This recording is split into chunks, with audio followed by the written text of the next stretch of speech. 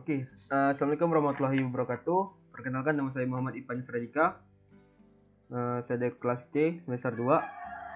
NIM saya 2019, 3010 dan 060.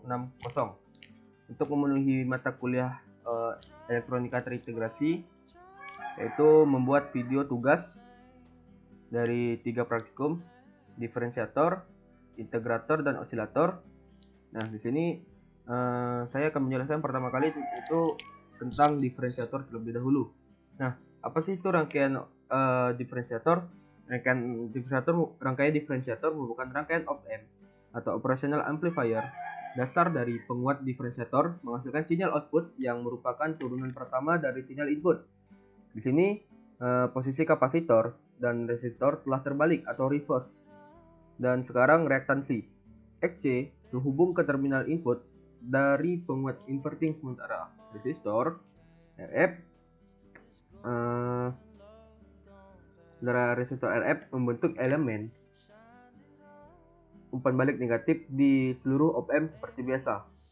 Rangkaian op-amp ini melakukan operasi matematika diferensiasi, yaitu menghasilkan output tegangan yang berbanding lurus dengan laju perubahan tegangan input sehubungan dengan waktu.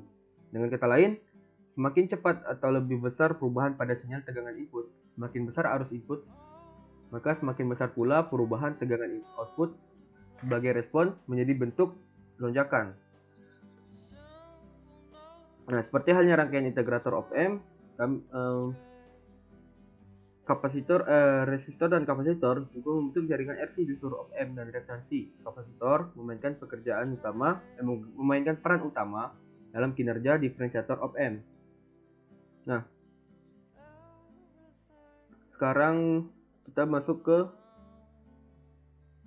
grafik gelombang pada simulasi Proteus. Nah, pertama kita butuhkan untuk rangkaian integrator diferensiator sendiri, itu sama, yaitu LM741, di mana kaki 3 merupakan kaki plus, 2 merupakan kaki minus, 4 dan 7 merupakan kaki untuk power supply, di mana kaki 7 merupakan kaki plus pada power supply, dan kaki 4 merupakan kaki minus pada power supply, dan kaki 6 merupakan output. Nah, untuk membuat rangkaian diferensiator sendiri, jadi kita bisa mendengar bahwa membutuhkan yang namanya kapasitor. Rangkaian ini membutuhkan yang namanya kapasitor. Nah, sekarang kapasitor kita letakkan di kaki kedua. Nah, kemudian di kapasitor ini sendiri kita letakkan juga resistor. Nah, untuk resistornya kita coba di 2,2K. Kemudian untuk kapasitornya kita 47 nanofarad. Oke. Nah, untuk kaki 4 dan 7 itu kita letakkan dulu yang namanya power atau buat tegangan supply. Nah, seperti yang tadi saya katakan, 4 ini kita gunakan minus 12 volt dan 7 kita gunakan plus 12 volt. Sekarang untuk integrator kita memerlukan yang namanya sinyal generator. Nah, sinyal generator di mana kaki plus ini, kaki minus ini tadi kita letakkan di kaki 3 pada op-amp, pada LM741.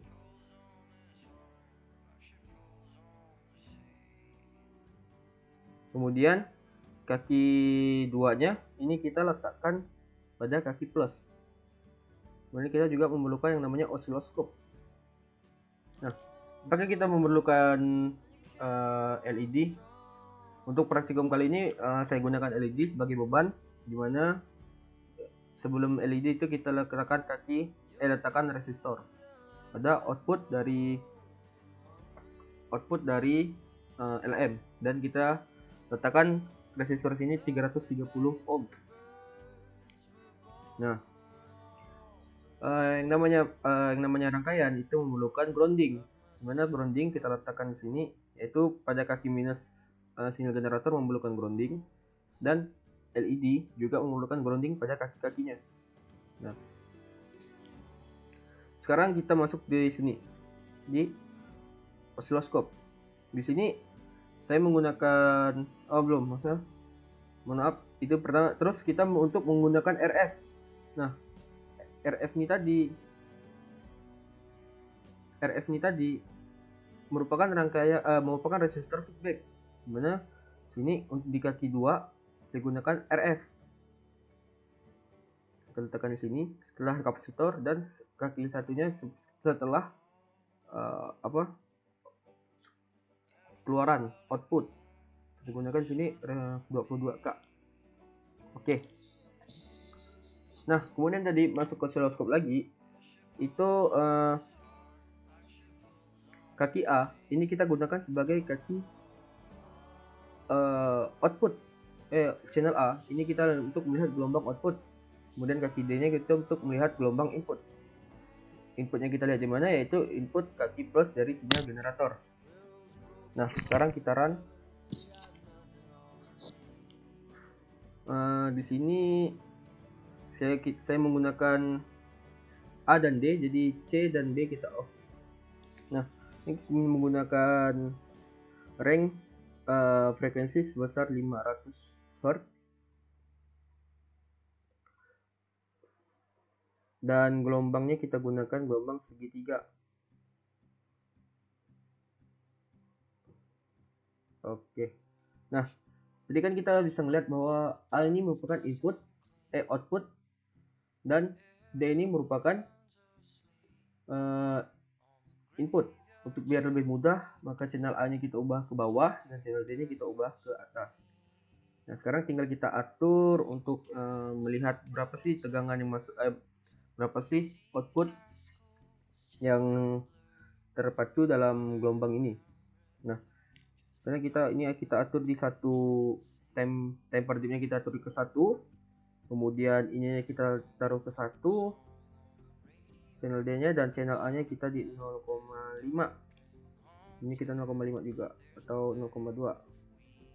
Ya, 0,2 biar lebih jelas ya. Nah, dapat kita lihat di sini bahwa channel input ini menghasilkan gelombang berupa segitiga, dimana sama seperti ini tadi, gelombang segitiga, dan telah terintegrasi untuk output berubah menjadi gelombang gergaji. Nah itu merupakan integrator ini tadi. Nah, bagaimana perhitungannya? Nah, kita masuk ke perhitungan. Nah, perhitungannya tadi di sini kita untuk rumus FC sendiri itu kan 1/2pi RS kali C. Mana kita tadi menggunakan 2 pi itu merupakan bernilai 3,14, dan kita menggunakan ini tadi RS nya 14,47,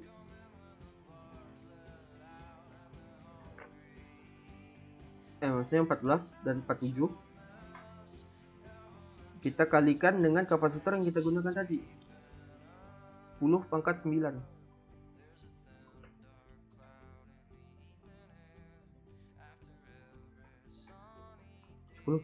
Sehingga menghasilkan ini besar 1540 Hz. Nah, karena kita tadi menggunakan 500 dari F input dan FC itu 1500, biar lebih mudah kita gini. Ini merupakan FC, dan kita gunakan tadi 500 untuk Fin. Nah, sehingga Fin ini lebih kecil daripada Fc. Nah, karena dia lebih kecil tadi dari Fin dari Fc, lebih kecil daripada Fc, maka dia merupakan rangkaian diferensiator, dimana titik puncak negatifnya itu rumusnya minus Vpp/2 dikali 0,5 tadi, itu volt per dip yang kita gunakan, sehingga hasilnya merupakan 1 Vpp.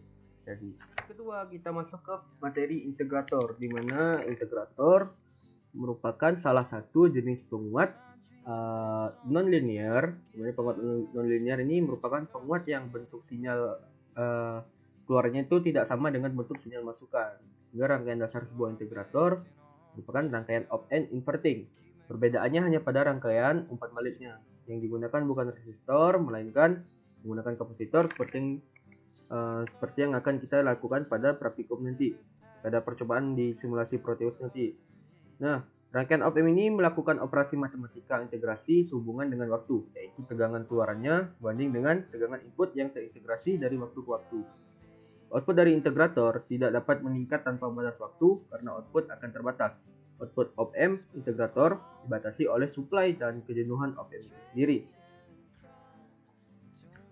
Terus bagaimana bentuk gelombang integrator? Sinyal output yang dibentuk dari sinyal input segitiga, sinusoida, gergaji dan lain-lainnya akan diubah tergantung pada konstanta waktu Rc dan dari kombinasi resistor atau kapasitor. Ketika sinyal gelombang input berupa sinyal kotak, inputan tersebut akan diintegrasikan sehingga menghasilkan output berupa sinyal kotak. Inputan tersebut akan diintegrasikan hingga menghasilkan output berupa sinyal gelombang segitiga. Inputan sinyal gelombang sinusoida akan menghasilkan output gelombang sinusoidal juga, tetapi memiliki nilai 90 derajat bergeser dari sudut fase awal yang menjadikannya gelombang minus kosinus. Nah, jadi setelah itu dari fase awal itu bergeser 90 derajat menjadi gelombang minus kosinus.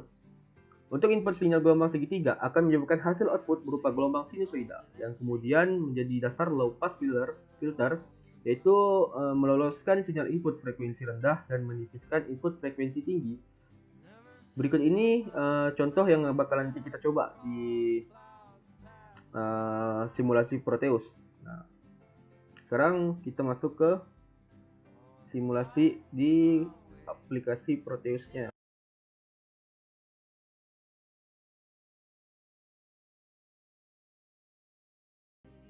Nah, tadi bisa kita lihat bahwa bedanya pada feedbacknya menggunakan kapasitor dan resistor. Nah, kita letakkan kapasitornya di sini. Kita turunkan biar lebih enak. Nah, kapasitor beserta resistor di sini. Resistornya kita gunakan 100K ohm. Oke. Kita letakkan di sini, dan kita letakkan kapasitornya berhubungan dengan si resistor tadi. Ini resistor ini kapasitor ini sendiri kita gunakan 0,1 mikrofarad.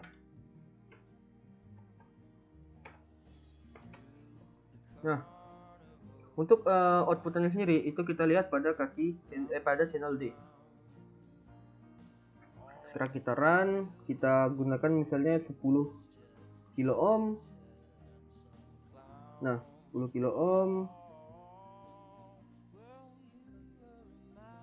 Channel C dan B nya kita matikan. Ininya kita gunakan gelombang kotak. Ini kita turunkan misalnya di 10. Oke.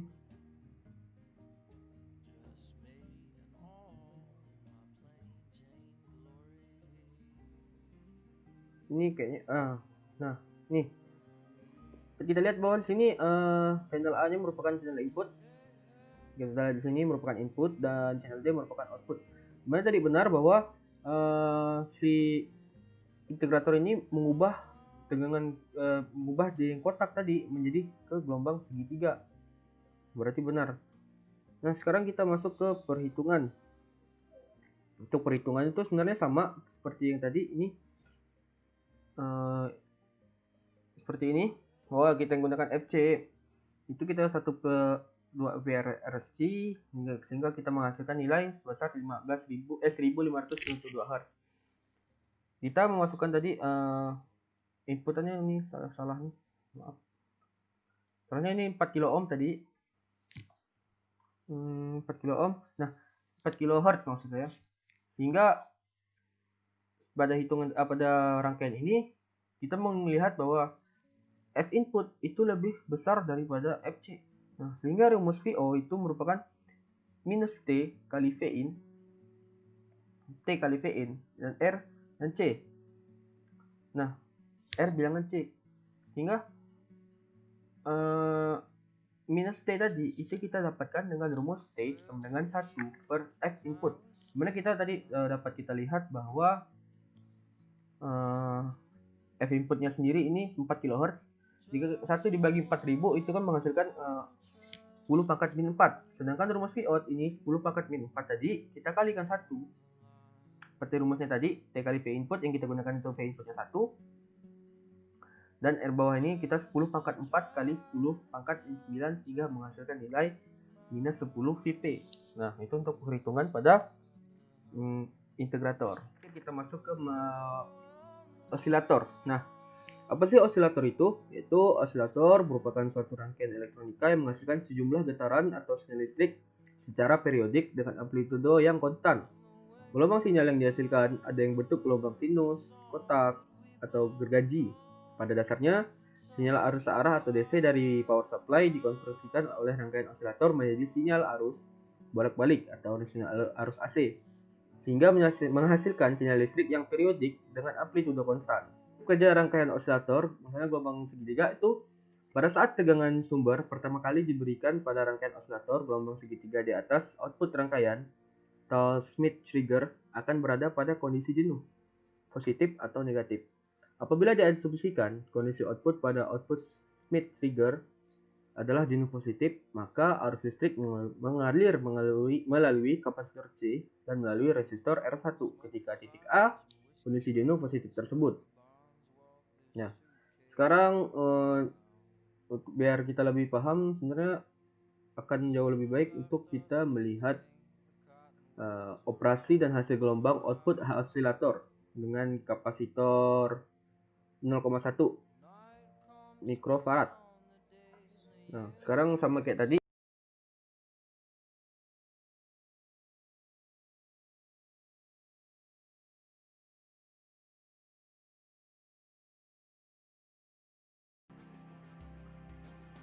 Kita run ya. Nah, sini kita menggunakan channel A, jadi channel A dan D. Nah, dari grounding ini tadi itu tercipta gelombang kotak.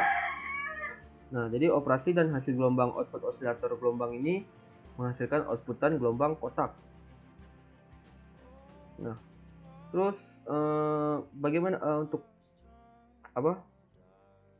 untuk perhitungan dari percobaan satu maksudnya percobaan ini tadi 0,1 mikrofarad. Nah, itu pertama kita cari dulu nilai dari amplitudonya. Nah, amplitudonya.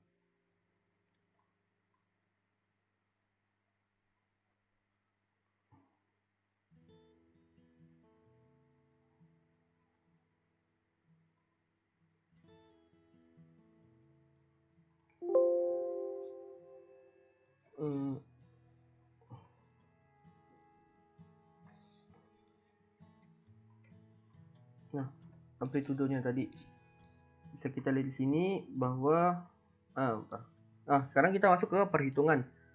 Nah, sini untuk menilai amplitudo itu sendiri itu T merupakan kotak horizontal dikali time per dip. Sebenarnya tadi kotak horizontalnya bisa kita hitung yaitu tadi 5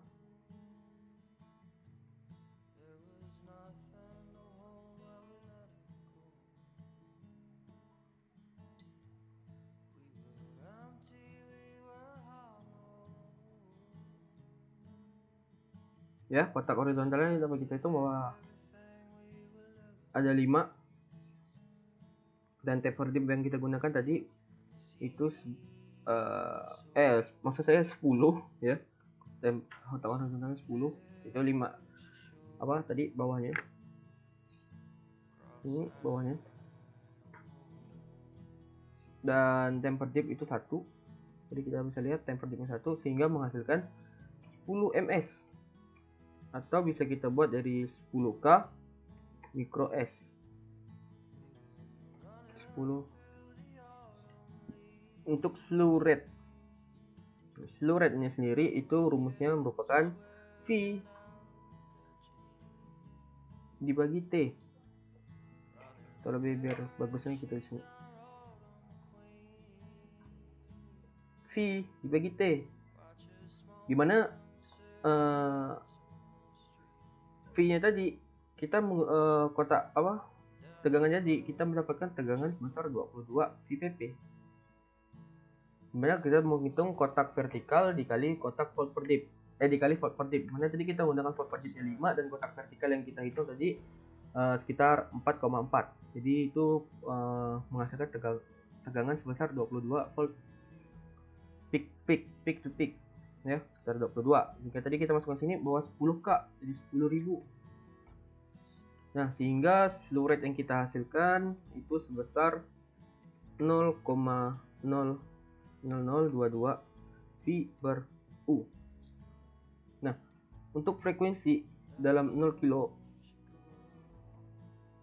itu 0 kilo itu rumusnya 1 per T. 1 per T. 1 per T. Nah, sebenarnya T-nya tadi sudah kita dapatkan bahwa itu bernilai 0,01 S. Ya. Untuk maksudnya bukan yang sini ya, itu 0,01 S. Nih, sini. Maksudnya sini atau ini 0,01 S. Di sini itu 0,01 S ya. Nah, sehingga ini kita dapat nilai bahwa 0,01 S dia mendapatkan nilai 100 Hz. Nah, sekian untuk penjelasan dari osilator, integrator, dan diferensiator. Semoga dapat bermanfaat untuk memenuhi tugas. Dan saya akhiri dengan wabillahi taufiq wal hidayah. Assalamualaikum warahmatullahi wabarakatuh.